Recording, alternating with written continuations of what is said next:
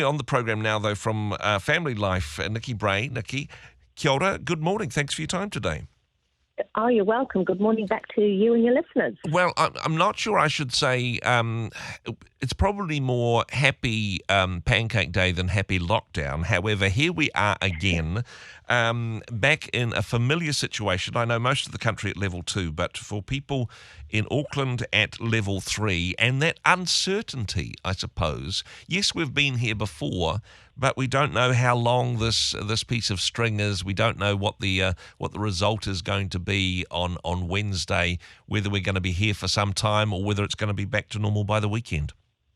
That's right, we don't. And so it's good not to project that too far into the future, because we do want to take one day as it comes, don't we? Yeah, I mean, it's a great way of looking at things, and I do like the song as well, one day at a time, etc.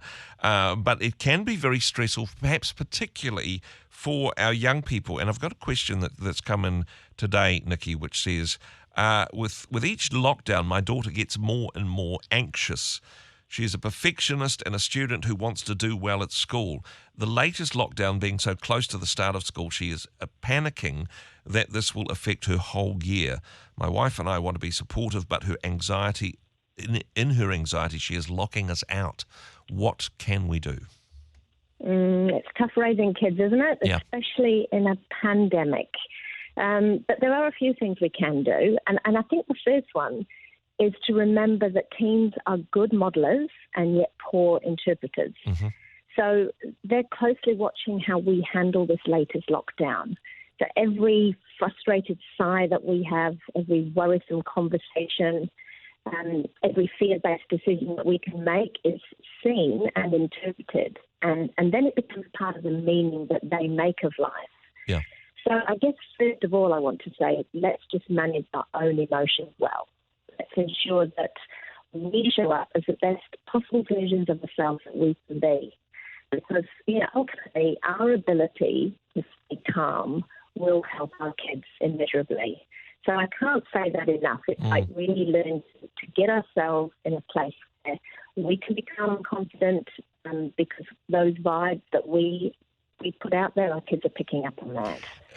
But not to pretend that everything's fine, though, and not to look, no. if we're concerned about things, not to try and stuff that down, because, I mean, as you say, our kids probably know us well enough that if we're pretending everything's okay, then they'll probably pick up on the signals there.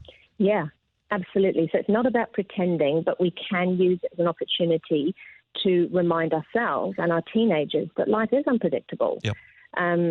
We don't know how things are going to play out. And in fact, Jesus did say that trouble will come, but reminding them that he also said that he's overcome the world. Yeah. And so that means we don't need to live in fear. We can confidently remind our kids that, yes, it's difficult. Yes, it's tough right now, but God is still sovereign, and that this too will pass, because it will. It has before, and it will again. But I think with teenagers, though, especially, they don't want to be lectured. They don't want to be seen as a project to be fixed. Mm-hmm.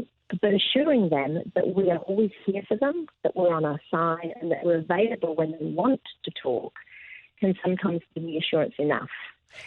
And I know when I was raising my own teenagers, I found asking questions was probably the best step that I could make. Yeah. And saying things like, we've noticed this is tough for you. How can we help you during this time? Mm-hmm. Or want to support you right now. What do you need from us? Mm-hmm. And also, would you like any outside help in navigating this situation?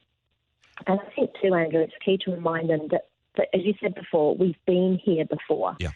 And that they got through this last year, and by doing so, they've shown themselves that they can be resilient and strong, and that's evidence enough that they can do it again.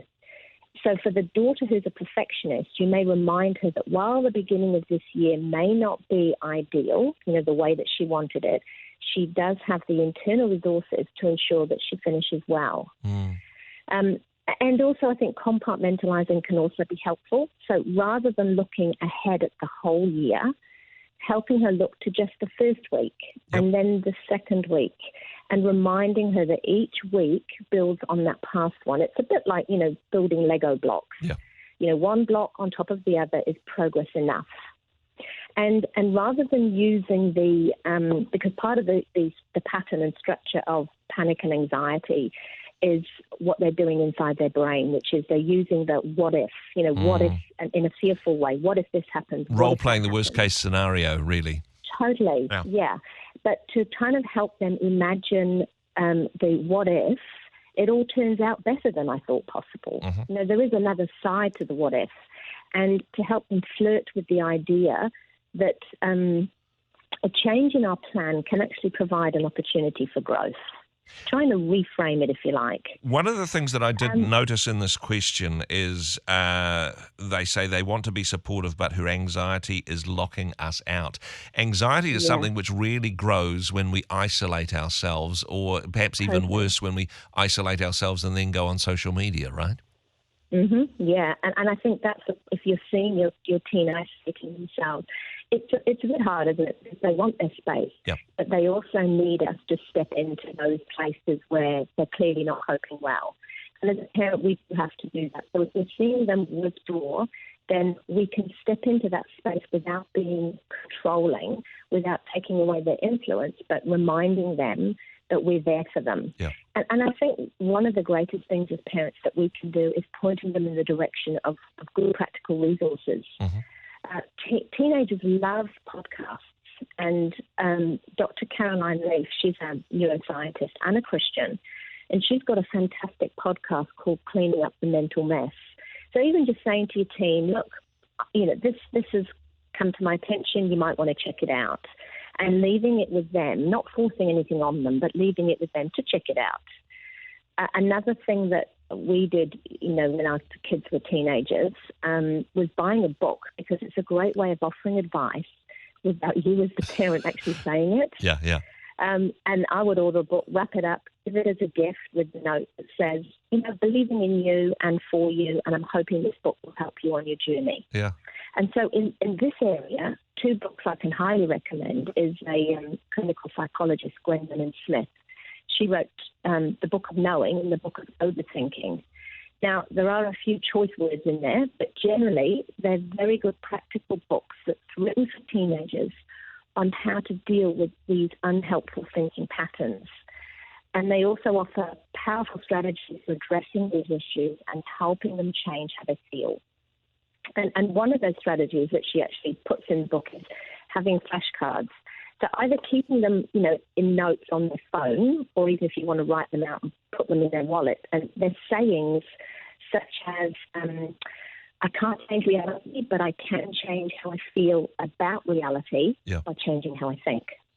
Or another one, something false can feel very true, and I mustn't let a feeling convince me it's a fact. Wow. And so when they get panicky or anxious, they can spend 15 seconds just reading and absorbing these pointers. And that gives the brain time to switch off that automated panic and anxiety track that they often go down. And of course, we can also, we can always write scriptures on flashcards for them. And I think one of my ultimate favorites is 2 Timothy 1 verse 7. And that's, God did not give us a spirit of fear, but of power, love, and a sound mind.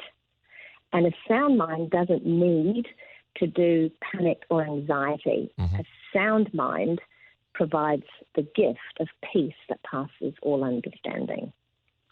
Very good stuff indeed. Yeah, no, and just those details again, see if I got this right. Gwendoline Smith, the Book of Knowing, and there was another book as well?